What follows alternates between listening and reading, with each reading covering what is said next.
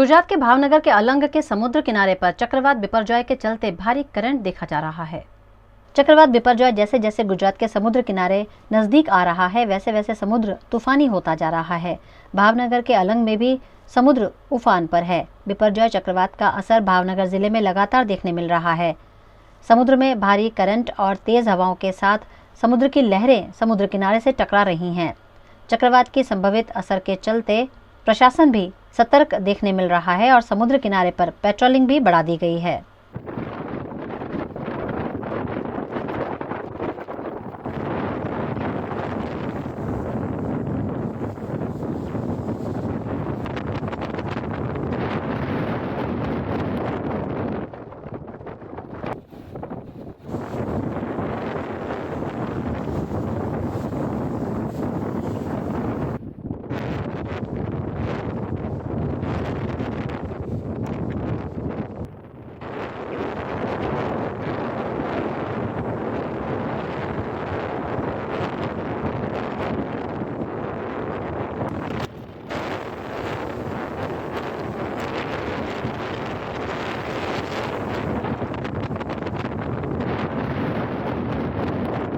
गुजरात के सूरत में चक्रवात से पैदा होने वाले असर के चलते समुद्र किनारे पर पुलिस बंदोबस्त देखा जा रहा है। बिपरजॉय चक्रवात के असर से गुजरात में समंदर काफी तूफानी हो गया है। सूरत के सुवाली बीच पर बड़ी बड़ी लहरें उठ रही हैं। समंदर में अंडर करंट के चलते समंदर किनारे पर चुस्त पुलिस बंदोबस्त लगा दिया गया है। मरीन कमांडोज द्वारा निरीक्षण किया जा रहा है। आस पास रहने वाले लोगों को सुरक्षित स्थान पर हट जाने की अपील की गई है। मरीन कमांडोज लगातार समंदर किनारे की पेट्रोलिंग कर रहे हैं। वहीं चक्रवात की संभावित स्थिति के चलते 108 सेवा को अलर्ट मोड पर कर दिया गया है। सूरत जिले की 108 सेवा को ऑक्सीजन, दवाइयां और संसाधनों से सज्ज कर दिया गया है। सुवाली बीच को सैलानियों के लिए बंद कर दिया गया है। नागरिकों को एहतियाती कदम उठाने की सूचना सूरत जिला कलेक्टर की ओर से दी गई है। चक्रवात बिपरजॉय 15 जून को कच्छ के समुद्र किनारे से टकरा सकता है। ऐसे में कंडला बंदर पर अति भयजनक सिग्नल लगा दिया गया है। कच्छ के समुद्र किनारे पर चक्रवात बिपरजॉय का खतरा बढ़ता जा रहा है। ऐसे में यहां धारा 144 लागू कर दी गई है। चक्रवात की गंभीर असर से बचने के लिए प्रशासन ने यहां 12 जून से 16 जून तक धारा 144 लगा दी है। कच्छ के कंडला बंदर पर 10 नंबर का अति भय सूचक सिग्नल लगा दिया गया है। मुंद्रा और मांडवी बंदर पर भी 10 नंबर के सिग्नल देखने मिल रहे हैं। कच्छ और सौराष्ट्र के समुद्र किनारे पर अलर्ट घोषित कर दिया गया है। चक्रवात कच्छ के जखौ से टकराने वाला है। ऐसे में जखौ के समुद्र किनारे बसने वाले गांव के लोगों को स्थानांतरित करने की सूचना दे दी गई है। नलिया प्रांत अधिकारी द्वारा चक्रवात के चलते तत्काल मीटिंग बुलाई गई और लोगों को स्थानांतरित करने की कार्यवाही अधिकारियों को सौंप दी गई है। 20 जितने गांव के लोगों को सुरक्षित स्थान पर स्थानांतरित करने की कार्यवाही शुरू कर दी गई है। प्रशासन द्वारा समुद्री इलाके में लगातार पेट्रोलिंग भी किया जा रहा है। गुजरात में चक्रवात बिपरजॉय की असर शुरू हो गई है, जिसके तहत वडोदरा जिले के डभोई में बारिश दर्ज की गई। मौसम विभाग ने चक्रवात के असर के भागरूप तेज हवाओं के साथ बारिश का अनुमान जताया है। वडोदरा जिला के डभोई में तेज हवाओं के साथ आज बारिश की धमाकेदार एंट्री देखी गई। बारिश से गर्मी से लोगों को राहत मिली है, लेकिन बिन मौसम की इस बारिश से किसानों की फसल को बड़ा नुकसान पहुंच सकता है। डभोई के महुड़ी भागोड़, लाल बाजार, एसटी डिपो, अंबिका पार्क, जनता नगर जैसे इलाकों में बारिश बरसी। डभोई के अलावा यात्राधाम, चांदोद, चणवाड़ा, धर्मपुरी, कुकड़, भीलापुर, थुवावी, सिमलिया, अमरेश्वर जैसे इलाकों में भी बारिश दर्ज की गई।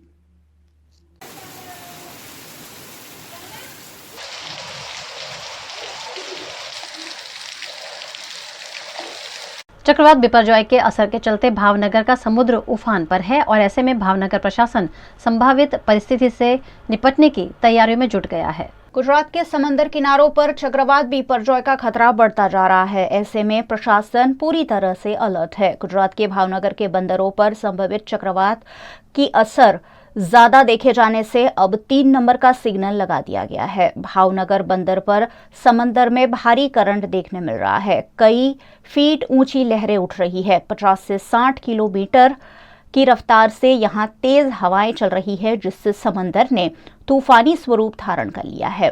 प्रशासन भी चक्रवात की संभावित असरों से निपटने के लिए हरकत में आ गया है। घोघा के मामलतदार समंदर में उठ रहे उफान की स्थिति का जायजा लेने मौके पर पहुंचे। भावनगर में बिपरजॉय चक्रवात के असर के चलते पुलिस द्वारा मछुआरों को सतर्क किया जा रहा है। कोस्टल समंदर किनारे पर भावनगर पुलिस ने पेट्रोलिंग बढ़ा दिया है। घोघा बंदर और अन्य बंदर पर मछुआरों को चक्रवात पर जानकारी देते हुए उन्हें समंदर में नहीं जाने की हिदायत दी गई है। आ वावाझोड़ाने अंतर्गत अमरा वहीवटी तंत्र तरफथी आगमचेतीना पगलां लेवामां आवेल छे अने अमरा घोघा तालुकामां घोघा कूड़ा अने अवणिया 3 गामों दरिया किनारा विस्तार आवेला छे अने अमरे आ दरियाकांठा विस्ताરના લોકોને સલામત સ્થળે ખસેડવા માટે અમારે સ્કૂલને અંદર આશ્રય સ્થાનો નક્કી કરવામાં આવેલા છે અને ગઈકાલથી અમારા આશ્રય સ્થાનોમાં શિક્ષકો અને મધ્યાહન ભોજન સંચાલકો એપીએસ ડીલરો વગેરેને અમે કામગીરી સુપ્રત કરવામાં આવેલી છે। આવો બનાવ બનશે તો તાત્કાલિક માણસોને સ્થળાંતર કરી અને આશ્રય સ્થાનમાં સુરક્ષિત કરવામાં આવશે અને એ લોકોને જમવા કરાવવાની બધી ચા પાણી નાસ્તાની બધી વ્યવસ્થા રાખવામાં આવેલી છે। खबरों का दौर यूं ही चलता रहेगा। फिलहाल वक्त एक ब्रेक का।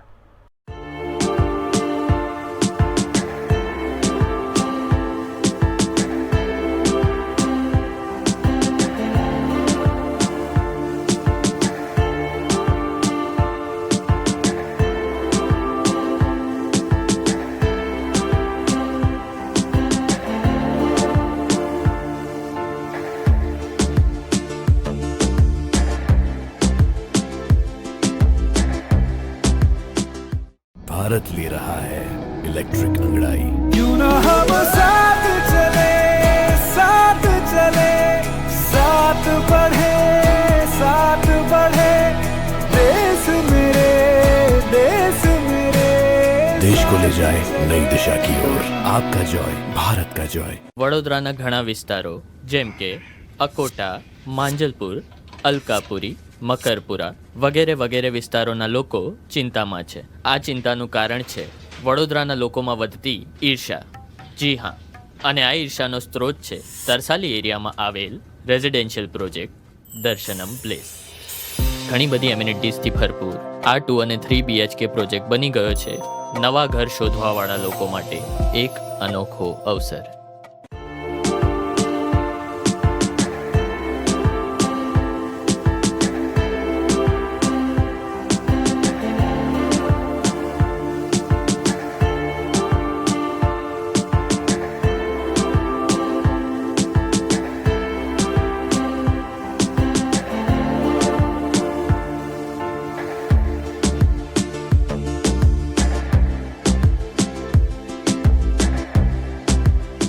भारत ले रहा है इलेक्ट्रिक अंगड़ाई। क्यों ना हम साथ चले, साथ चले, साथ बढ़े, साथ बढ़े, देश मेरे, देश मेरे।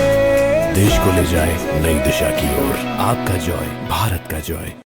तरह तरह के नाम वाले चक्रवात भारत और अन्य देशों के समुद्र किनारे से टकराते रहते हैं। ऐसे में ये सवाल उठना लाजमी है कि आखिरकार इन चक्रवात के नाम रखता कौन है। इन दिनों देश भर में एक नाम चर्चा में है और वो है चक्रवात बिपरजॉय का। भारत में बिपरजॉय चक्रवात को लेकर मौसम विभाग ने हाई अलर्ट भी जारी किया है। जब भी इस तरह के तूफान का अलर्ट दिया जाता है, हर बार उसे कोई नाम दिया जाता है और ये नाम भी काफी अजीबोगरीब होते हैं। ऐसे में आपके जहन में ये सवाल जरूर उठा होगा कि आखिरकार ये नाम रखता कौन है। आज इस वीडियो में इसी बारे में बात करेंगे कि आखिर तूफानों के नाम क्यों और कैसे रखे जाते हैं।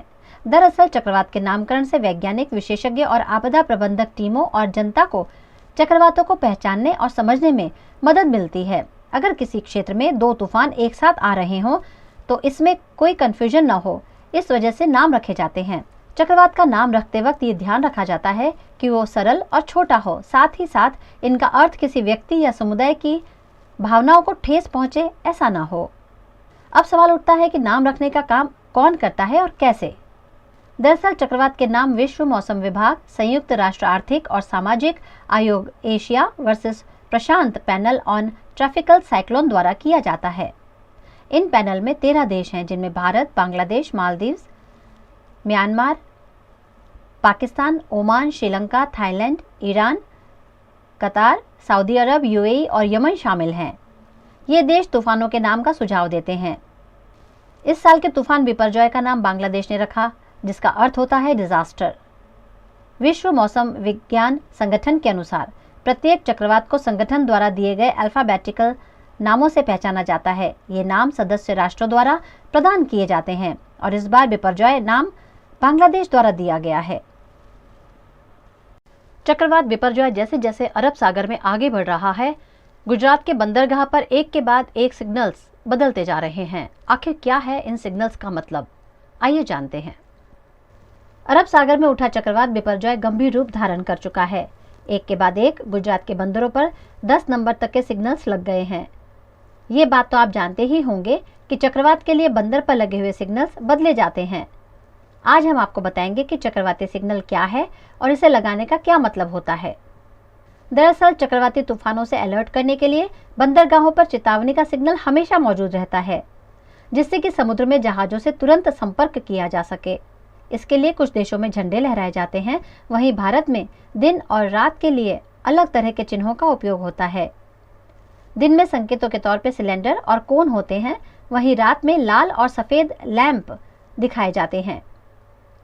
भारत में ये सिग्नल 11 कैटेगरीज में हैं, जिन्हें 1 से 11 तक के नंबर दिए गए हैं। IMD आमतौर पर एक दिन में 4 बार सूचनाएं भेजता है। इसमें से सिग्नल नंबर 9 काफी खतरनाक चेतावनी होती है, जिसका मतलब होता है कि तूफान गंभीर रूप से बंदरगाह की दाईं ओर से आगे बढ़ेगा। अब आपको डिटेल में बताते हैं सिग्नल 1 से 11 तक के संकेतों के मतलब के बारे में। सिग्नल 1 का मतलब होता है समुद्र से दूर स्थित कम दबाव वाले क्षेत्र में ये लागू होता है, जहां हवा 60 किलोमीटर प्रति घंटे की स्पीड में होती है। इस सिग्नल का मतलब होता है कि बंदरगाह प्रभावित नहीं होगा, लेकिन तेज हवाओं की चेतावनी दी जाती है। वहीं सिग्नल नंबर 2 तब दिया जाता है जब 60 से 90 किलोमीटर प्रति घंटे की हवा चलने की चेतावनी हो। ये सिग्नल जहाज़ों के लिए दिया जाता है कि वे बंदरगाह से हट जाएं। सिग्नल 3 का मतलब होता है कि समुद्र में डिप्रेशन बन गया है और बंदरगाह को प्रभावित भी कर सकता है। 40 से 50 किलोमीटर प्रति घंटे की स्पीड से हवाओं के साथ बंदरगाह पर तूफान आने की संभावना है। सिग्नल 4 दर्शाता है कि समुद्र में डिप्रेशन होने के कारण बाद में बंदरगाह प्रभावित होने की संभावना है। 50 से 60 किलोमीटर प्रति घंटे की स्पीड से हवाएं चलेंगी, साथ ही बंदरगाह पर खड़े जहाजों को खतरा है।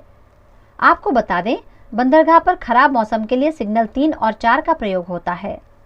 चक्रवाती तूफान में गहरे दबाव का संकेत देने वाली सिग्नल 5 बताता है कि हवाएं 60 से 80 किलोमीटर प्रति घंटे की स्पीड वाली होगी, जो बंदरगाह के बाईं ओर से तट को पार कर सकती है। सिग्नल 6 सिग्नल 5 की तरह ही है, लेकिन इसमें तूफान बंदरगाह की दाईं ओर से तट को पार करेगा, ऐसा संकेत दर्शाता है। सिग्नल 7 का मतलब होता है कि चक्रवाती तूफान बंदरगाह के पास से या पूरी तरह पार करता हुआ गुजरेगा। बंदरगाह के लिए सिग्नल 5, 6 और 7 खतरे का इशारा होता है। सिग्नल 8 बहुत खतरनाक चेतावनी होती है, जिसका मतलब होता है कि चक्रवात बंदरगाह की बाईं ओर से आगे बढ़ेगा। इस तूफान में चलने वाली हवा की गति 90 से 120 किलोमीटर प्रति घंटे की होगी। सिग्नल 9 सिग्नल 8 की तरह ही काफ़ी खतरनाक चेतावनी है, जिसका मतलब है कि काफ़ी गंभीर रूप से तूफान बंदरगाह की दाईं ओर से बढ़ेगा। सिग्नल 10 का मतलब है काफ़ी गंभीर रूप से तूफान बंदरगाह के ऊपर से आने की संभावना है, जिसमें हवा की स्पीड 220 किलोमीटर प्रति घंटे से भी ज़्यादा हो सकती है। वहीं सिग्नल 11 की बात करें तो इसका मतलब साइक्लोन वार्निंग ऑफिस के पास सभी कम्युनिकेशन फेल हो गए हैं। चक्रवात बिपरजॉय के चलते कच्छ में अब तक 10 नंबर के सिग्नल लग चुके हैं, जो चक्रवात की गंभीरता को दर्शाते हैं। चक्रवात बिपरजॉय से चल रही तेज हवाओं में फंसे 11 लोगों को कोस्ट गार्ड ने जान की बाजी लगाकर बचाया।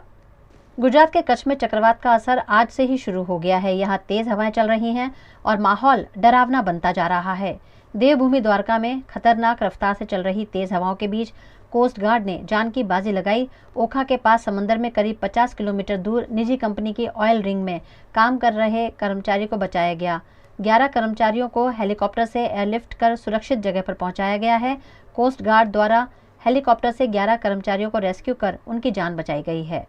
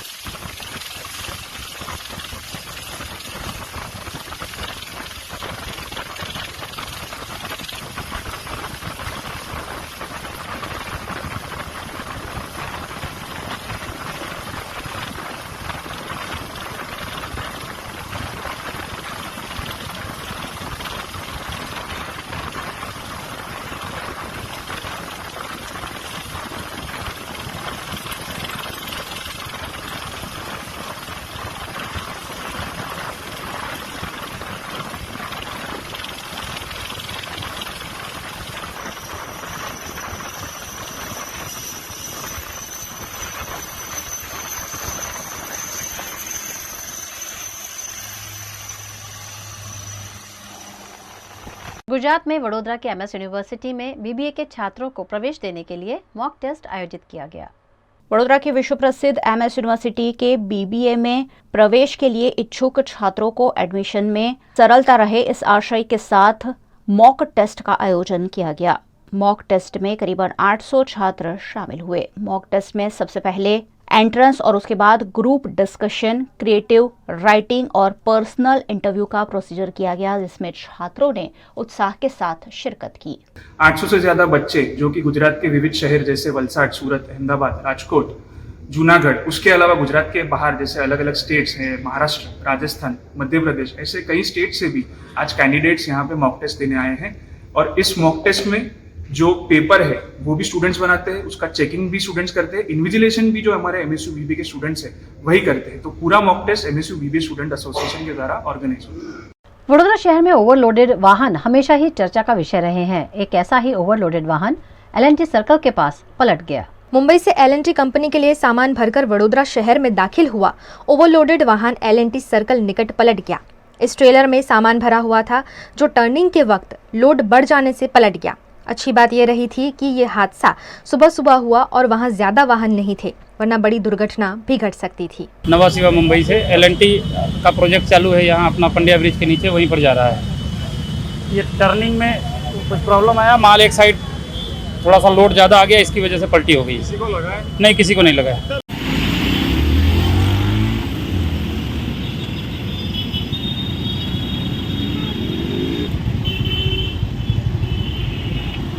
गुजरात के वडोदरा की प्रमुख स्वामी महाराज प्राथमिक स्कूल में नगर प्राथमिक शिक्षा समिति द्वारा प्रवेशोत्सव, कन्या केलवड़ी महोत्सव और वृक्षारोपण कार्यक्रम आयोजित किया गया। वडोदरा के समा में प्रमुख स्वामी महाराज प्राथमिक स्कूल है जो नगर प्राथमिक शिक्षा समिति संचालित है। यहाँ प्रवेशोत्सव, कन्या केलवड़ी महोत्सव और वृक्षारोपण का कार्यक्रम आयोजित किया गया, जिसमें गुजरात विधानसभा के मुख्य दंडक और रावपुरा विधायक बालकृष्ण शुक्ल, स्कूल के प्रिंसिपल धर्मेंद्र चुडासमा, NPSS अध्यक्ष मिनेश पंड्या, स्वास्थ्य समिति चेयरमैन राजेश शाह और नगर सेवकों की उपस्थिति रही।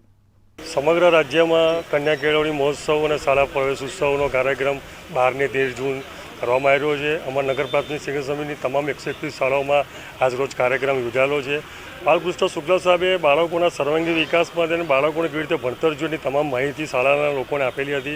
સાથે સાથે 100% જેની હાજરી છે એ બાળકના હાથે આજે વૃક્ષારોપણનો કાર્યક્રમ કર્યો હતો અને બાળકોને ઉત્સાહિત કરીને સાથે સાથે વાલીઓને ઉત્સાહિત કરીને અમને જે માર્ગદર્શન આપ્યું છે માટે એમનો ખૂબ ખૂબ આભાર માન્યો છે। આ એવી શાળા છે કે જે શાળામાં જેને આપણે એવું કહીએ છીએ કે મિશન સ્કૂલ ઓફ એક્સેલન્સ જેવી આ શાળા છે। ત્યાં 1000 જેટલા બાળકો અભ્યાસ કરી રહ્યા છે અને દરેક બાળકને કોમ્પ્યુટરનું જ્ઞાન મળી શકે અને અહીંયા અંગ્રેજી મીડિયમની પણ શાળા છે અને આપણે જોયું કે અંગ્રેજી મીડિયમની શાળાઓની સાથે સાથે ગુજરાતી મીડિયમના બાળકો પણ જે પ્રગતિ કરી રહ્યા છે અને 100% જેટલી હાજરી જ્યારે આવી રહી છે ત્યારે એ બાળકોના હસ્તે જે વૃક્ષારોપણનો કાર્યક્રમ હાથ ધરવામાં આવેલો હતો। આપણા માધ્યમથી વડોદરા શહેરના તમામ નાગરિકોને, તમામ વાલીઓને વિનંતી કરું છું કે કોઈ પણ આપનું બાળક જો આજુ પણ પ્રવેશથી વંચિત રહ્યું હશે તો તેના માટે આપ સતત આપના વિસ્તારના જે પણ શાળા હશે, જે કાર્યકર્તા હશે તેઓને જાણ કરીને પોતાનું એનરોલમેન્ટ આ સ્કૂલોમાં કરાવી ले। તેની સાથે સાથે નગર चक्रवात बिपरजॉय के असर के भागरूप जूनागढ़ के विसावदर में भी बारिश शुरू हो गई है। गुजरात के मौसम विभाग ने चक्रवात के चलते तेज हवाओं और बारिश का अनुमान लगाया है, जिसका असर गुजरात के कई शहरों में दिखना शुरू हो गया है। जूनागढ़ के समुद्र में बारिश शुरू हो गई है। चक्रवात से तेज हवाएं चल सकती हैं। ऐसे में प्रशासन द्वारा चौकसी बरती जा रही है। प्रशासन ने नागरिकों से सतर्क रहने का अनुरोध भी किया है। विसावदर के प्रांत अधिकारी कीर्तन राठौड़ ने प्रशासन द्वारा की गई तैयारियों की जानकारी दी। मध्य पूर्वी अरबी समुद्र में सर्जायेलुं जे बिपुरजोय वावाझोडुं छे ए आगामी दिवसोमां जूनागढ़ जिल्ला में पण असर करे तेवी संभावना होय। हूँ प्रांत अधिकारी विसावदर तथा भેસાણના તમામ નાગરિકોને अपील करूँ છું કે વહીવટીતંત્ર તરફથી જે બી સૂચનાઓ મળે વખતો વખત એનું પાલન કરે અને કોઈ બી બનાવ બને તો તરત જ કંટ્રોલ રૂમમાં જાણ કરે। તાલુકા કંટ્રોલ રૂમના નંબર્સ પણ તમને લોકોને બધાને અવેલેબલ કરાવેલા છે, હું મીડિયામાં પણ આપું છું। અફવાઓથી દૂર રહેવું, જે કંઈ બી પ્રશ્ન હોય કે મૂંઝવણ હોય કે કંઈ પૂછપરછ કરવી હોય તો તાલુકા કંટ્રોલ રૂમે પણ આપ પૂછી શકો છો। એ ઉપરાંત આપણા વિસાવદરની અંદર કનકાઈ મંદિર જવાનો જે જંગલનો રસ્તો છે એ હાલ પૂરતો વાવાઝોડાના અસરને લઈને ધ્યાને લઈને બંધ કરવામાં આવેલો છે। તો તમામ પ્રવાસીઓને મારી અપીલ છે કે હાલ એ સાઈડ ના જાય। गुजरात के वडोदरा के वाघोडिया रोड पर स्थित सुखधाम द्वारकाधीश मंदिर में आम्र उत्सव मनोरथ मनाया गया। काकरोली नरेश वागीश कुमार महाराज और युवराज सिद्धांत कुमार की उपस्थिति में उमाचार रास्ता पर सुखधाम हवेली में प्रभु द्वारकाधीश को आम्रोत्सव का मनोरथ चढ़ाया गया। आम्रोत्सव के मनोरथ में बड़ी संख्या में आम द्वारकाधीश भगवान के चरणों में चढ़ाए गए।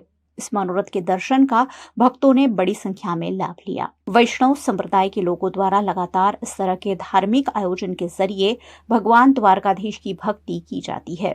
इसी के तहत आम के मौसम में आम का मनोरथ आयोजित किया गया। गुजरात के नर्मदा जिले में प्रवेश उत्सव के लिए आए गुजरात के मुख्यमंत्री भूपेंद्र पटेल को आम आदमी पार्टी के विधायक चैत्र वसावा ने शिक्षकों की कमी और खस्ताहाल स्कूलों से अवगत करवाया। संबोधीने અમે ડીડીયાપાડા અને શાકબારાના આગેવાનો એક આવેદનપત્ર માનનીય પ્રાંત અધિકારી શ્રીને આપવા માટે આવ્યા છે। અમારી માંગણી છે એ સરકારનો અભિગમ છે શાળા પ્રવેશોનો, એને પણ આવકારીએ છીએ, પરંતુ વાસ્તવિક સ્થિતિ એવી છે કે અમારા વિસ્તારમાં ડીડીયાપાડાની હું વાત કરું તો 27 શાળા એવી છે જ્યાં એક જ શિક્ષક છે। હવે એક શિક્ષક આટલા ધોરણોને કઈ રીતના ભણાવી શકે અને ઇતર પ્રવૃત્તિ કઈ રીતના કરી શકે। એવી જ રીતના 54 શાળાઓ છે પણ ત્યાં મકાન નથી અને ઓરડા નથી, તો બાળકો ખુલ્લામાં ભણે છે। તો સરકારને અમે કહેવા માંગીએ છીએ કે આ 54 શાળાઓમાં તાત્કાલિક ધોરણે મકાન મંજૂર કરીને ઓરડા બનાવવામાં આવે। આવી પરિસ્થિતિ આજે અમારી છે અને અધિકારીઓ કાગળ પર ઘોડા દોડાવે છે અને ફૂલ ગુલાબી ચિત્ર સરકારમાં રજૂ કરે છે। તો સરકારનું અમે ધ્યાન દોરવા માંગીએ છીએ। આઝાદીના 75 વર્ષ થઈ ગયેલા છે, સરકાર અમૃત મહોત્સવ મનાવે છે। ગુજરાત સરકાર પણ ભણશે ગુજરાત આગળ વધશે ગુજરાત દ્વારા આજે ઘણા પ્રયત્નો કરી રહી છે, ત્યારે અમારા વિસ્તારમાં 27 શાળાઓમાં તાત્કાલિક ધોરણે શિક્ષકોની ભરતીઓ કરવામાં આવે, જે ઓરડાઓ નથી એ નવા ઓરડાઓ બનાવવામાં આવે એવી અમારી માંગણી છે। સાથે સાથે આવનાર સમયમાં સમગ્ર આદિવાસી વિસ્તારમાં અને સમગ્ર ગુજરાતમાં शिक्षकोની ભરતી કરવામાં આવે એવી અમારી માનनीय મુખ્યમંત્રીશ્રીને માંગણી છે। लोकसभा चुनाव में अच्छे प्रदर्शन के लिए गुजरात कांग्रेस ने अभी से कमर कस ली है। इसी के तहत कांग्रेस पार्टी लोगों के बीच जाकर उनकी समस्याओं को सुनने और सुलझाने की कोशिश में लगी हुई है। 2024 में लोकसभा के चुनाव प्रस्तावित है, जिसकी तैयारियों के भागरूप कांग्रेस द्वारा जनमंच का आयोजन गुजरात के वडोदरा शहर में किया गया, जिसमें लोगों की समस्याएं कांग्रेस पार्टी द्वारा सुनी गई। अलग अलग शहरों में कांग्रेस पार्टी द्वारा जनसभा से विधानसभा तक जनता की समस्याओं के समाधान के लिए जनमंच का कार्यक्रम आयोजित किया जा रहा है। वडोदरा के खंडेराव मार्केट रोड पर यह आयोजन किया गया, जिसमें कांग्रेस के पूर्व प्रदेश अध्यक्ष और विधानसभा के विपक्ष के नेता अमित चावड़ा, वडगाम के विधायक जिग्नेश मेवाणी, वडोदरा कांग्रेस अध्यक्ष ऋत्विज जोशी समेत के कांग्रेस के नेताओं और पदाधिकारियों की उपस्थिति रही। इस कार्यक्रम में लोगों ने पानी, ड्रेनेज, महिलाओं की सुरक्षा समेत के मुद्दे उठाए। લોકલાડીલા જે નેતા કહેવાય છે, જે ગૃહ વિભાગ સંભાળે છે, એ જે પ્રમાણે બધી સ્ટ્રાઇકો કરે છે અને બધું કામગીરી સારી કરે છે, તો મારું કહેવું એક જ છે કે તમે શિક્ષણ માટે ક્યારે કરશો। ડિંડોર સાહેબને તમારા મીડિયા માધ્યમથી વિનંતી કે તમે પણ સાહેબ આવી રીતના કોઈ ડ્રાઈવ ચલાવો કે એફઆરસીનો જે કાયદો છે એ માત્ર કાગળ પર ના રહેતા એક સ્કૂલે ને સ્કૂલે જઈને તમે જે રીતના સ્કૂલવાળા પેરેન્ટ્સ ટીચર મિટિંગ એટેન્ડ કરે છે, બોલાવે છે, એ જ રીતે તમે પણ એક આવું આયોજન કરો અને ત્યાં બધાને બોલાવો। ત્યાંથી પેરેન્ટ્સને ખબર પડે કે આજે અમારો છોકરો જે સ્કૂલમાં ભણે છે એની ફીસ કેટલી છે। કુલ 800 હંગામી કર્મચારી 20 થી 25 વર્ષથી અહીંયા નોકરી કરે છે હંગામી ધોરણે। અમે દરેક જ્યારે પણ સિન્ડિકેટ મિટિંગ હોય, સેનેટ મિટિંગ હોય, અમે દર મહિને દર વર્ષે અમે રજૂઆત કરીએ છીએ। સિન્ડિકેટ મેમ્બર, સેનેટ મેમ્બર અને વડોદરાના જેટલા ધારાસભ્ય છે ભારતીય જનતા પાર્ટીને એમને પણ મળીને આવ્યા છે। સરકાર સુધી પણ અમે પહોંચી ગયા છે। CR પાટીલ સાહેબને મળીને આવ્યા છે, શિક્ષણ મંત્રી ઋષિકેશ પટેલ સાહેબને મળીને આવ્યા છે, પણ અમારી કોઈ રજૂઆત સાંભળતા નથી, બસ ફક્ત કાગળ પર જ છે। ચારે તરફ ભ્રષ્ટાચાર ને ગેરવહીવટ થાય છે, એની સામે લોકો મંચ પર આવીને બોલી રહ્યા છે। વડોદરા શહેરની વાત કરીએ તો ખુલ્લેઆમ ખાનગી શાળાઓ દ્વારા ઉઘાડી લૂંટ કરવામાં આવી રહી છે। સફાઈ કામદારોને એના અધિકાર નથી મળતા। વરસાદી પાણીના નિકાલની વ્યવસ્થા નહીં હોવાને કારણે, ગેરકાયદેસર બાંધકામને કારણે ચોમાસા દરમિયાન આખું વડોદરા ડૂબી રહ્યું છે। કાયદો વ્યવસ્થાની પરિસ્થિતિ પડી ભાગી છે। ખુલ્લેઆમ દારૂ વેચાતો હોય, ડ્રગ્સ વેચાતો હોય, યુવા પેઢી બરબાદ થતી હોય, એવા અનેક પ્રશ્નો લઈ અને લોકો આ મંચ પર આવી રહ્યા છે। રોજગારના નામે શોષણ થઈ રહ્યું છે। ફિક્સ પગાર ને કોન્ટ્રાક્ટથી યુવાનોના ભવિષ્ય સાથે ચેડા થઈ રહ્યા છે. આ તમામ જે પ્રશ્નો આવ્યા છે આવનારા દિવસોમાં વિધાનસભા કોંગ્રેસ પક્ષની અમારી ટીમ દ્વારા આના માટે લેખિત રજૂઆત કરીશું. પોલિસી વિષયક જે નિર્ણયો છે એના માટે વિધાનસભામાં બોલીશું અને જરૂર પડે સરકાર જો કોઈ એનું નિવારણ નહીં લાવે તો આ જનમંચ પરથી જે પ્રશ્નો આવ્યા છે એના આવનારા દિવસોમાં જન આંદોલનમાં પરિવર્તિત કરીને લોકોને અધિકાર મળે, લોકોને न्याय મળે એની લડત લડીશું. वीएनएम टीवी की खबरें अब आप यूट्यूब, फेसबुक, इंस्टाग्राम के अलावा ओटीटी प्लेटफॉर्म्स पर भी लाइव देख सकते हैं.